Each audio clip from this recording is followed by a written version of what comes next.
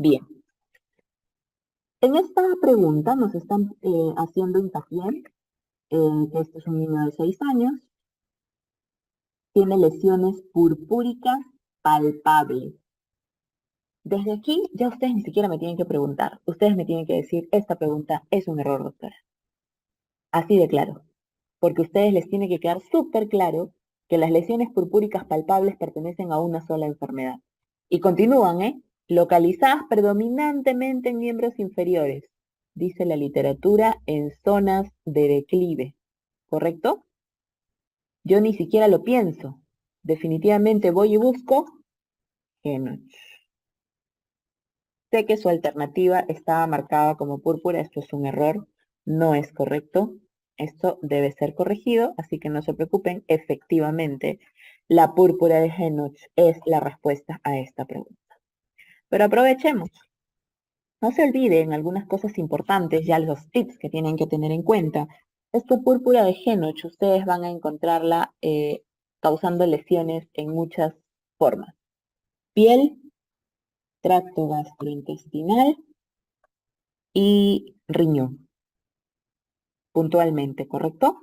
Quiere decir la púrpura palpable, el dolor abdominal y eventualmente la hematuria y la hipertensión arterial. No lo olviden.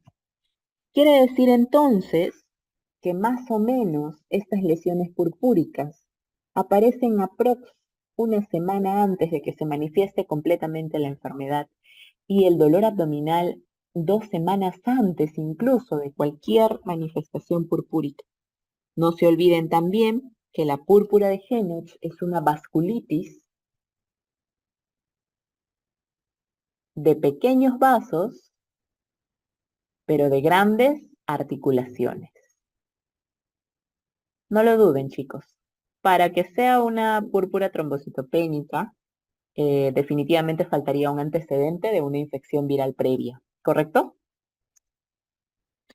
Con respecto a esta primera pregunta, en esta pregunta nos están hablando de la tosferina, ¿correcto? O sea, nos están hablando puntualmente de aquella tos que nosotros decimos tos emetizante, tos cianotizante, ¿correcto? No se olviden.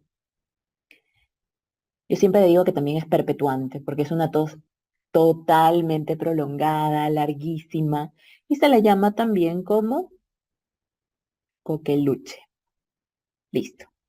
Hasta ahí estamos, ya sabemos de qué estamos hablando y nos empiezan a preguntar señalando en este caso la respuesta correcta. Por lo tanto, enfoquémonos en eso siempre y si nos están pidiendo la respuesta correcta, pues tenemos que buscar el enunciado más exacto, ¿ok? Es importante que tengamos en cuenta eso cuando vamos a resolver una pregunta. Es la mejor respuesta, no es la única, ¿ok? En este caso, la alternativa A, por ejemplo, nos dice que es poco contagiosa. Yo aquí nomás ya elimino totalmente esta pregunta, porque ustedes saben que sobre todo en la primera fase, acuérdense que en la primera fase de la enfermedad es de lejos la fase más contagiosa.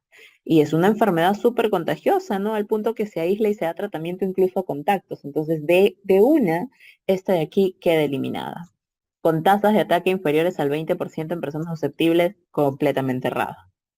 Es un motivo frecuente de tos prolongada en adolescentes y adultos. Esto es correcto. Ahora les explico por qué. Continuemos. Los individuos vacunados y los que han pasado la enfermedad adquieren una inmunidad permanente. Perfecto. Por esto estaba esperando esta explicación aún. No adquieren una inmunidad permanente. Absolutamente falso. Y es por eso que sí es un motivo frecuente de tos prolongada en adolescentes o adultos. Ustedes saben que clásicamente el coqueluche abarca niños menores de 1 año. Yo diría niños menores de 6 meses puntualmente. Y el máximo riesgo, definitivamente, son los niños menores de 3 meses, porque son los niños que solo tienen una vacuna, ¿correcto? Estos son el máximo riesgo. Sin embargo, quiere decir también que Yo cuando termino mi vacunación, que la termino, ustedes saben, penta a los 2, penta a los 4, penta a los 6, y colocamos un refuerzo, ¿verdad? La DPT, que se coloca incluso hasta los 4 años. Sin embargo, definitivamente, para yo poder colocar esta vacuna, significa que estoy pensando que va a tener una protección a largo plazo. Sí, es a largo plazo, pero se imaginarán también que un niño de 2 años o 3 años está perfectamente protegido. Un adolescente de 10 o de 12 seguramente todavía tiene protección, pero de ahí en adelante, de los 15 años en adelante, incluso hasta los 60 años, estamos bastante vulnerables. ¿Por qué? Porque la inmunidad que nos brindó la vacunación ha bajado. Quiere decir que en efecto somos susceptibles a adquirir nuevamente este tipo de infecciones. Ya no nos va a llevar a un ventilador, ya no nos va a toser de una manera, no nos va a hacer toser de una manera tan aparatosa que no la podamos controlar, ya no nos va a hacer vomitar, pero sí vamos a tener unas toses severamente aparatosas y ya en un adulto ustedes saben que no se hace búsqueda de coqueluche.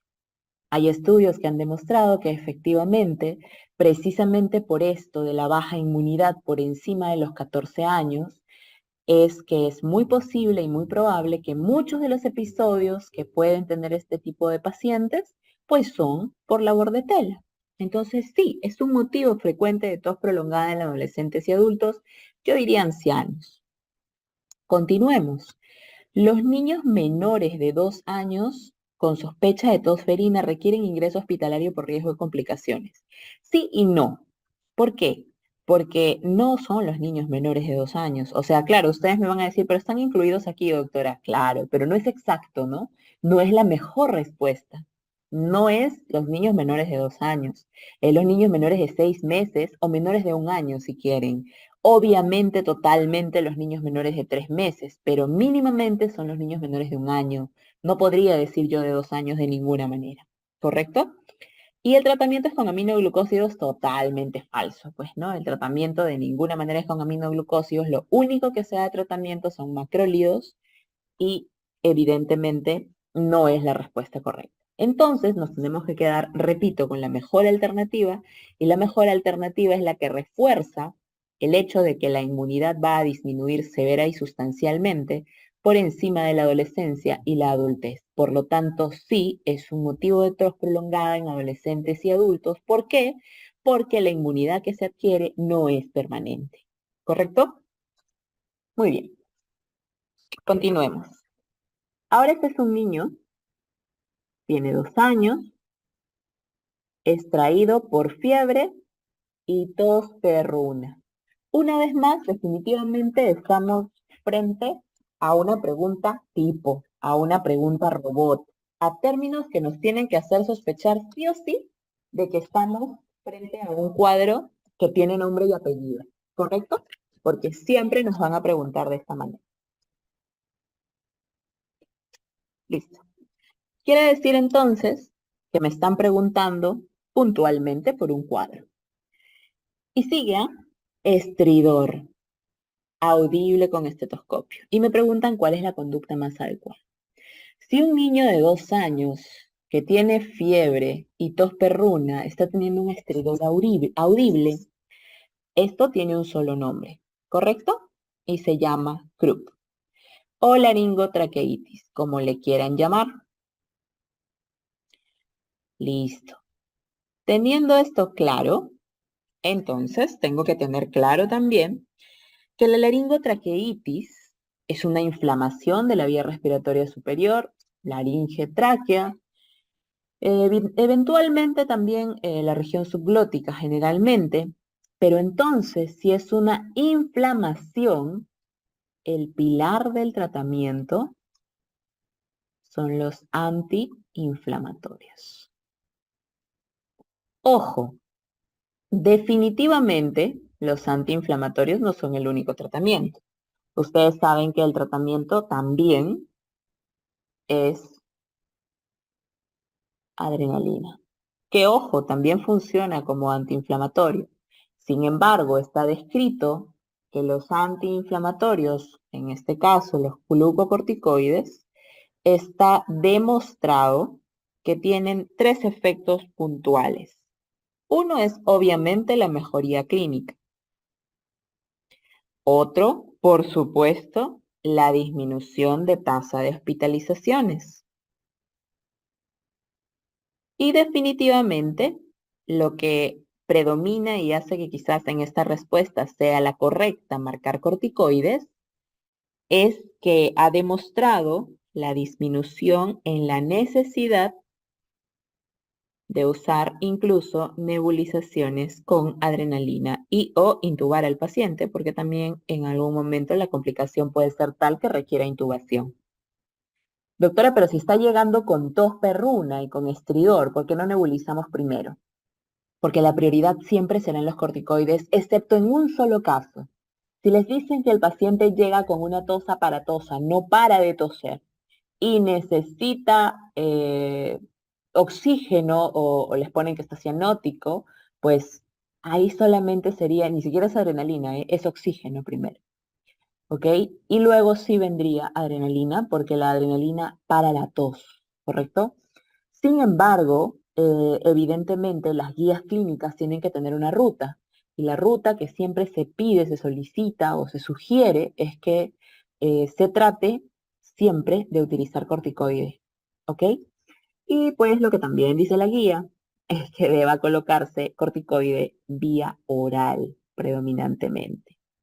En este caso, yo no marcaría la dexametasona intravenosa porque dice oxigenoterapia y aquí no hay nada que diga que necesita oxigenoterapia. El resto, definitivamente, quizás la mejor respuesta sería la que dice nebulización con adrenalina y dexametasona intravenosa.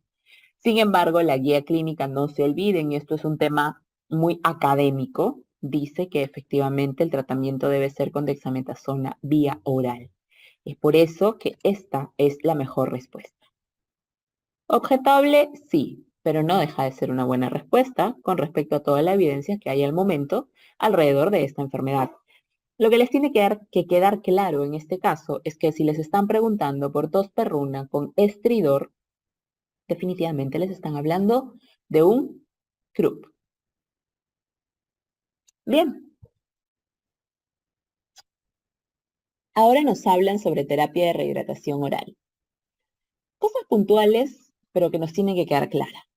Una vez más, me están preguntando, ojo, por lo incorrecto. Eso me tiene que quedar súper claro. La solución de rehidratación oral contiene sodio 90. Ahí nomás ya yo elimino esta pregunta, ¿verdad? Cloruro 80, ya eso no importa, ¿no? Pero acuérdense que de paso, sodio y glucosa son casi siempre equiparables. Ese es un tip importante. Equiparables dije, no iguales, ¿ok? Pero sí, si me pones 75 y 75, estamos bien con una solución. Pero de arranque, esto está mal. El plan B del tratamiento para niños con diarrea es el tratamiento para niños con diarrea y deshidratación sin shock. A ver, significaría esto que hay otra para deshidratación con shock. Y ustedes saben perfectamente que el plan C, que estoy segura que es en el que están pensando, es en deshidratación severa con shock y sin shock. O sea, no tiene mucho que ver con esto. Entonces, digamos que esta es una verdad a medias, ¿correcto? Sin embargo, esta verdad a medias, quiero que les quede claro. Hay un tip para tener esto más claro. El plan A, el plan B y el plan C se crearon como coquito hace muchísimos años, básicamente para prevenir y para tratar. Y en estos dos últimos, que son los encargados de tratar, tratamos deshidratación severa y tratamos deshidratación moderada. ¿Correcto? Esa es la diferencia entre uno y otro definitivamente. Sigamos. La presencia de distensión abdominal es contraindicación absoluta de terapia de rehidratación oral. Con esta palabra anularon la pregunta, porque no es una contraindicación absoluta. ¿Hay contraindicaciones de terapia de rehidratación oral? Claro que las hay, pero absolutas solamente hay 2 o 3. Ilio paralítico, definitivamente. abdomen agudo.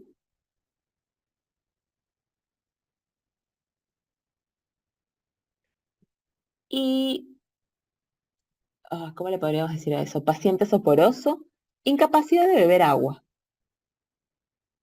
Sin embargo, a estas dos existe una parte de la guía que les da una última opción de colocarle, antes que todo, definitivamente, una última opción de poder darle tratamiento por vía oral, y es la gastrosclerosis. Quiere decir que siempre tenemos que preferir la vía oral, ¿ok? Entonces no es una contraindicación absoluta. La osmolaridad de la solución de rehidratación oral es 300, ni hablar. La osmolaridad de una solución de rehidratación oral es 245, está permitido hasta 270 en alguna literatura, pero no es de ninguna manera llegar a 300. Por lo tanto, si tengo más de 2 chicos negativas, las falsas o las incorrectas son todas, definitivamente. Porque a mí me queda súper claro que ninguna solución de rehidratación oral a mí me puede poner 90. Eso es un hecho, tiene que ser un hecho para ustedes. Y no hay contraindicación absoluta que no sea abdomen agudo de terapia de rehidratación oral. Ahí nomás ya tengo que eliminar el resto, sí o sí. ¿Ok?